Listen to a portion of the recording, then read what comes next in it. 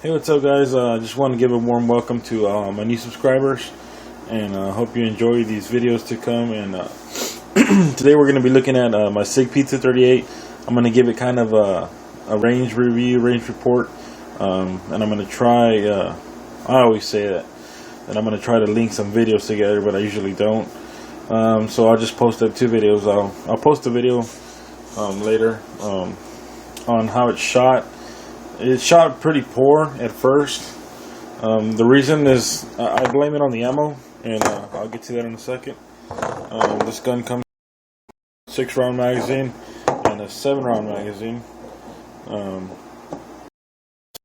This magazine gave me a little bit of trouble. Not too much to where it couldn't handle, the rounds, or it jammed a lot. But it just did kind of poor. This mag did awesome. The single, the flush fitting magazine did really well. As far as the gun, as the way it shot in my hand, it felt really beautiful. It felt, really manageable. These are my carry loads right here. This is the Golden Saber. This is what I like to shoot, and this is what I shoot in 9mm. So that's a 9mm Golden Saber and a 380 Golden Saber. What can I say? Let me see. How can I say it? I had trouble with it at first. The reason I want to say it was the ammo, and plus it's what I've noticed on these Scorpions. I'm kind of a pro at Scorpions now, being that I do have them all. Yeah, I forgot to mention I have the 220. I want to make a really nice video showing it, so if I can make it this weekend, I'll unveil it on camera. I kind of want to do a shooting video to where I shoot all the Scorpions in one video, so you're just going to have to wait for that. So right now we're at the p238. Well, I want to consider myself kind of a pro at these Scorpions, meaning that on these little pocket pistols, what I've noticed that it did have a lot of dirt, it's called Cerakote. It had kind of a lot of Cerakote in the slide. It was a little gritty, not too much. The spring was a little gritty, like I said in the first video when I showed it. After about 15 rounds, it shot a little better, but I was shooting some, I think it was 90 grain. It was really low grain, 380 ammo. And this thing was jamming on every other round, so that was a lot of jamming. And it was a weird brand, never even heard of it. But yeah, it was kind of a weird brand. And when I shot, I went to another range and I shot this one here. This one did really well. It's a carry load. I mean, that's what carry loads do. They shoot well. The only issue I had that I fixed was everything cycled really nice, but when it would go back, it would jam like that, like ever so slightly, like right there, right on the little corner. And I fixed that problem. What it is, like, look, if I go back now, look how it comes down with the vengeance. See that? Like, it just comes straight down as soon as you go back. There's pressure on that spring now. See, look, see that? See me? I actually have to put a lot of pressure to go up for that slide lock to go into battery. So you see it goes down and it works. You put a magazine in and it slides it, it locks it really nice. So it's not too much tension to where it's gonna affect it, or it'll slide it, or the magazine won't work, because it will. It just works better now. You go back and it comes down really hard. Oh, that spring inside, that spring inside there was a little short, and I mean, the length of the spring is the length of the spring.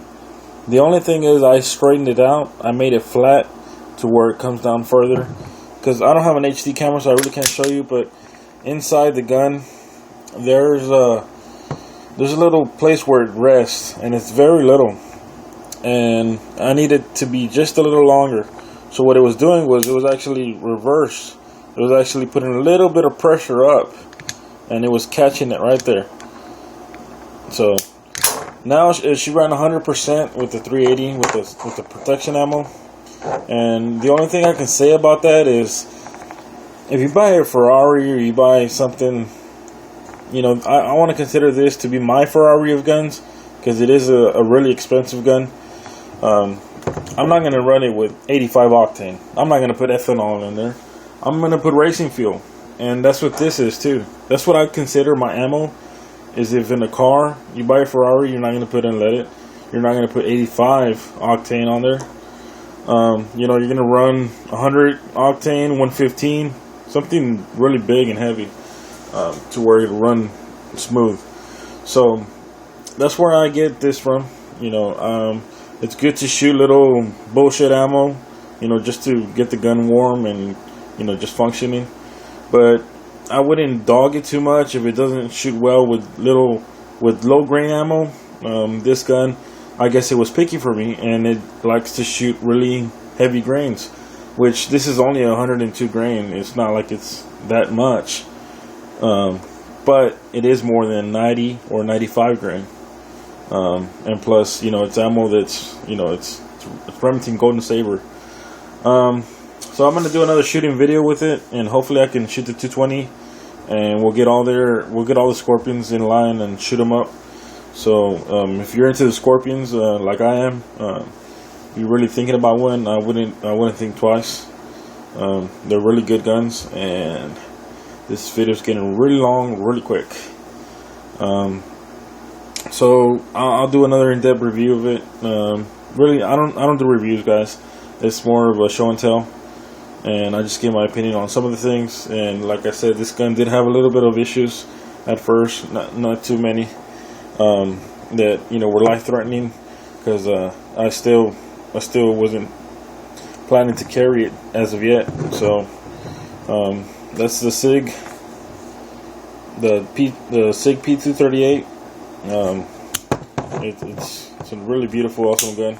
It carries really nice, and shooting these 102 grains, you can really feel the kick on it compared to lesser of a grain. That makes any sense. It's a good gun. Let me just do a little bit more testing on it, and then I'll post a video to where, you know, we can get it to 100%. But I'll probably post a video, like I said. You already know the issue I talked about, and you'll see me shooting it. My wife was shooting it as well. So, all right, guys, y'all have a good one. All right, guys, my wife's gonna shoot the p238. We're shooting about 7 yards, and we're still in the break-in process, but I think she's doing pretty good. The SIG should be running better. Go ahead.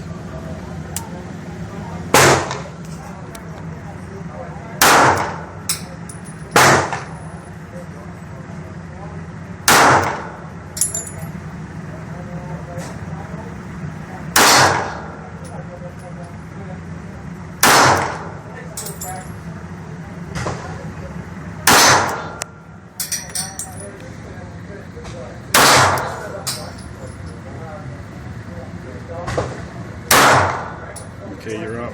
You're up. Say, finger off the trigger. Okay, let me. Safety on. All right, she's doing good. Let's insert the other magazine. Hold the gun. Just hold it. Oh, that's your finger. Okay, you're gonna drop that right there. Okay, just forward. Finger off the trigger. Put your hands. No. Right the slide home. Right here. Okay, you're ready. You're hot. Okay, the safety's on. Take off the safety.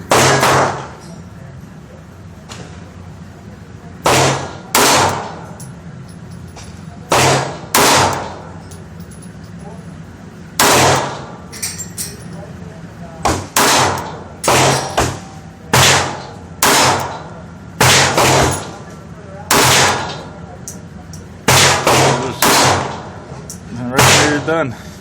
It's over. Good. Yeah, the SIG's better.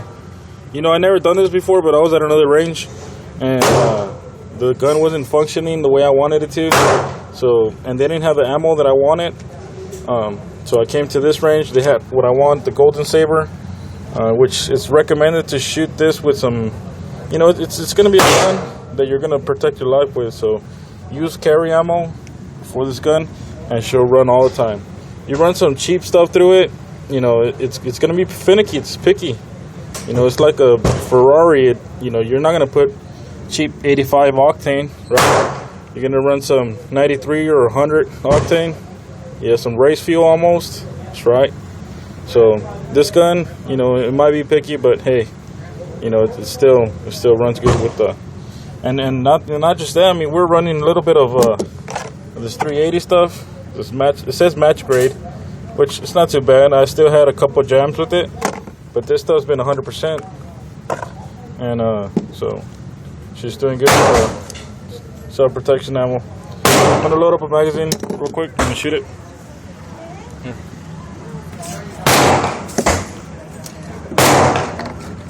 Some Golden Sabers. These are 102 grain jacketed hollow points.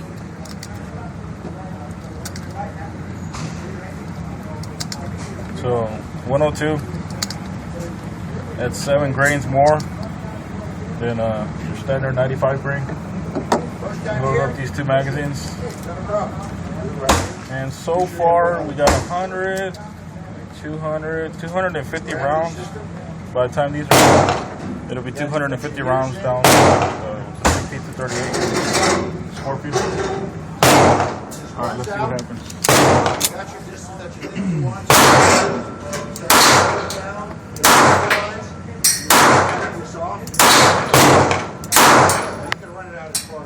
Perfect.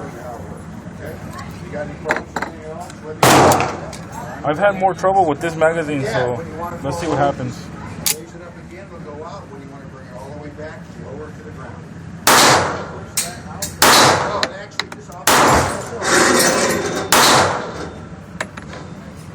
Alright. Little problem there. What happens is, I guess it's kind of a little too much. The slide catches on that thing.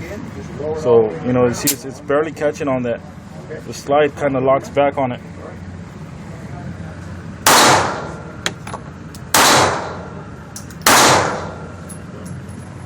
It's good to go. I mean, that wouldn't have been catastrophic. Ride the slide home.